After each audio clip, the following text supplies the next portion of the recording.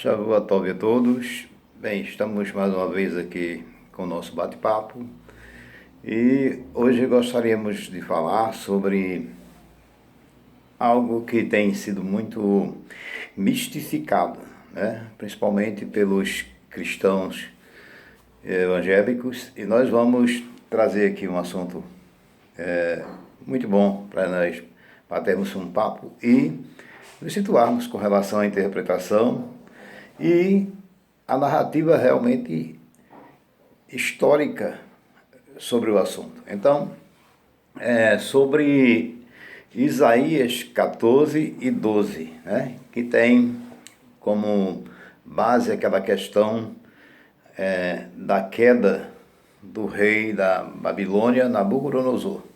Então, normalmente as pessoas, os pastores, os pregadores, os teólogos cristãos, eles enfatizam que este versículo, ou mesmo parte do capítulo 14 de Yeshayahu, tem a ver com algo místico, com a queda de um determinado ser angelical, quando na realidade nós vemos que não se trata disso. A profecia do Yeshayahu se refere à queda do rei da Babilônia, Nabucodonosor. E isso baseado num contexto em que, na época, existia um conceito das religiões, das culturas antigas, desde os sumérios, com relação à estrela da manhã, né? Como caíste do céu, ó estrela da alva, filha da manhã. Então, ali está se referindo a uma deusa Inanna, que é a deusa dos sumérios, como também a deusa Estar dos cananitas. E eles tinham aquela estrela, a estrela Vênus, como uma deidade.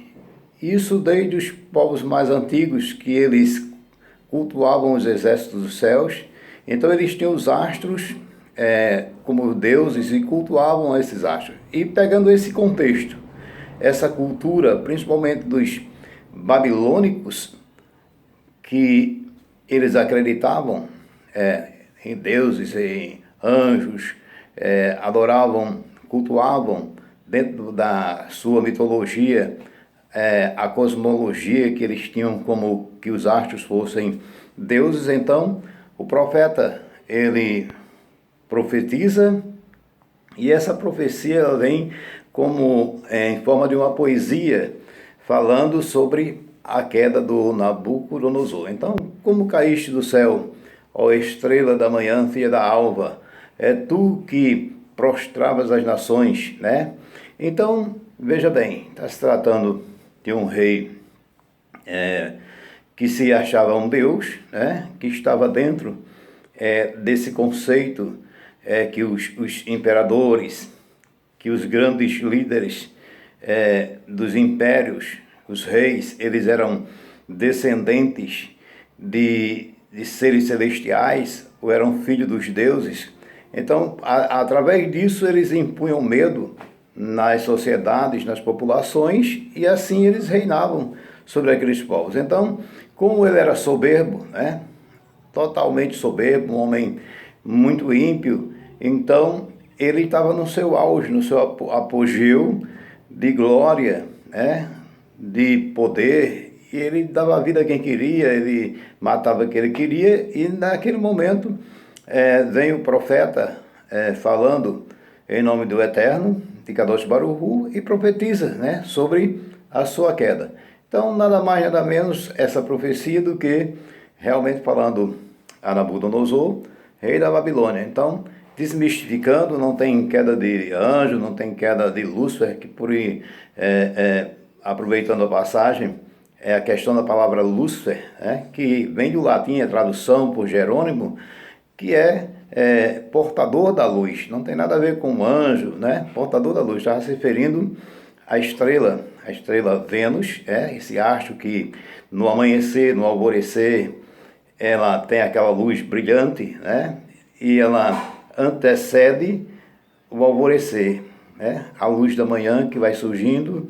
Então, por isso, essas crenças mitológicas e essa questão da citação de estrela da manhã, filha do alvorecer. Então, fica para você esta pequena esclarecimento sobre tal assunto e desmistificar essa história de queda de anjo, de querubim, de Lúcifer, que não existe isso, né?